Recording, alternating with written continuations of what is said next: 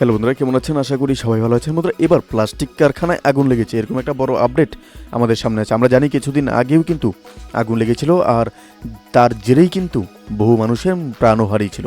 বন্ধুরা, মুন্সিগঞ্জের চর মুক্তারপুর একটি প্লাস্টিক কারখানায় আগুন লেগেছে, এতে আহত হয়েছেন 3 জন।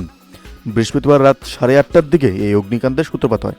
ফায়ার সার্ভিসের 2টি ইউনিট আগুন নিয়ন্ত্রণে কাজ করছে, তবে তাৎক্ষণিকভাবে আগুনের সূত্রপাত, হতাহত ও ক্ষয়ক্ষতির পরিমাণ সম্পর্কে বর্তমানে কিছু জানা যায়নি।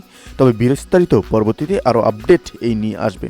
কিন্তু বর্তমানে এই কারখানায় আগুন লাগা বিষয়টি নিয়ে কিন্তু সবাই বর্তমানে চিন্তিত রয়েছেন এবং টেনশনে রয়েছেন। এই বিষয়টি নিয়ে আপনাদের কি মতামত? এগুলো কি কোনো ষড়যন্ত্র জেরে হচ্ছে, কি বিষয় হচ্ছে? অবশ্যই আমাদের কমেন্ট বক্সে জানাতে বলবেন না। ভালো থাকবেন, সুস্থ থাকবেন, ধন্যবাদ। দেখা হচ্ছে নতুন একটি ভিডিওতে। আপনি কোথায় দেখছেন অবশ্যই সেটি আমাদের কমেন্ট করে জানাতে বলবেন না।